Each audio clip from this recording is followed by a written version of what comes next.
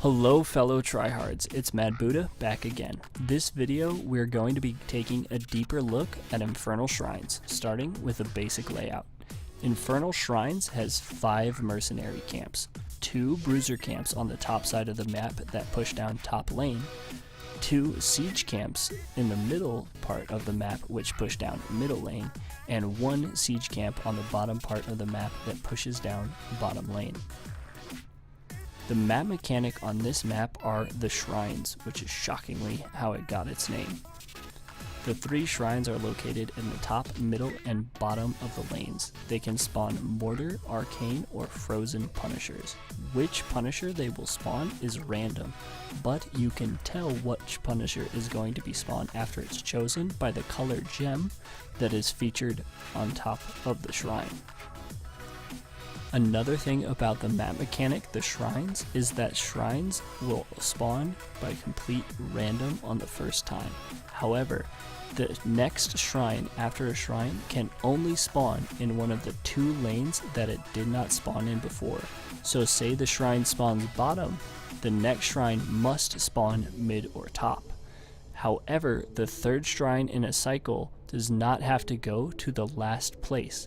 It also goes on a 50-50, so if the 2nd shrine went mid, the 3rd shrine can be top or bottom.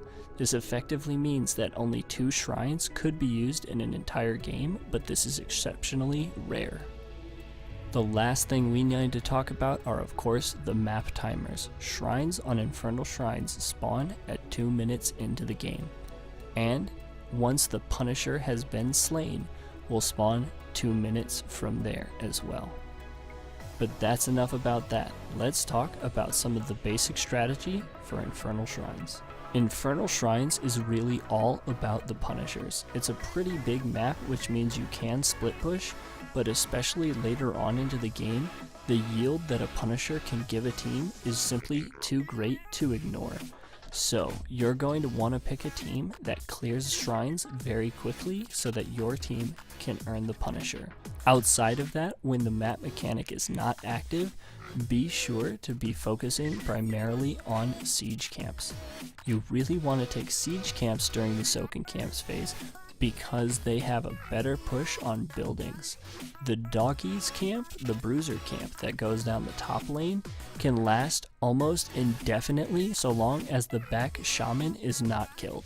This makes it an ideal camp for capturing right before the map mechanic spawns. If a shrine is up and a doggy camp is pushing, it will push forever. This means that unless the other team responds to it, you can have a doggy camp theoretically take an entire lane. This rarely happens though, because usually a team will cap a shrine, but it will almost always get at least a wall or a half fort. Once you have a Punisher, be sure to be close enough to your Punisher that you can follow up on its jump. Think of a Punisher as a really big ETC.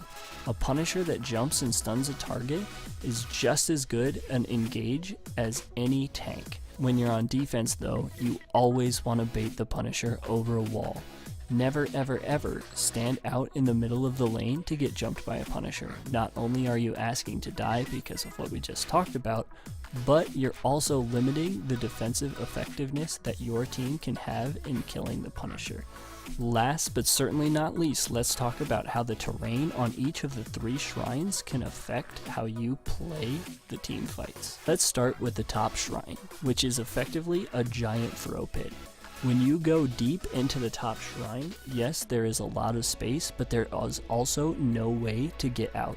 Once you're cut off, the only option you have is to push back through the entire enemy team and into a choke point. And if you know anything about the other videos I've made so far, choke points are really deadly, especially when they're vent choke points, meaning that you don't know if the other team is in there. Because of this, I always recommend fighting topside by staying in the lane, or by trying to maneuver the fight off of the shrine and into the lane by zoning the team down with your spells. Once you're in the lane, it's nice and open. which makes it safe for everyone, but of course harder to land skill shots. However, the pros of being in a nice open area where you are safe is almost always more worth it than the cons of killing yourself deep in the shrine. Secondly, let's talk about the mid-shrine. A common thing that I see people do, which is very, very dangerous and very, very stupid, is trying to enter this shrine from the bottom. You'll notice that this giant piece of terrain puts a huge gap between you and your team. If your team is trying to enter from the left side of the shrine and you try and come in from the bottom, not only will you have to face check this vent, but you'll be so far away from your team that you have lost any margin of safety that you could possibly hope for, and your team will not be able to follow up on you with any speed. This means that any engage happening from this area is likely useless, pointless, and dangerous. Don't ever do this. When assailing the shrine in middle, always approach from the nice open areas on the top and left and right sides. This gives your team room enough to maneuver and stay together as their battle unit. The only characters who should ever walk through the vent are stealth characters. Lastly, let's talk about the bottom shrine. The bottom shrine is very similar to the middle shrine, except that the bottom side and the left and right sides are the bigger open areas, and the top part is the small choke that you don't want to walk through.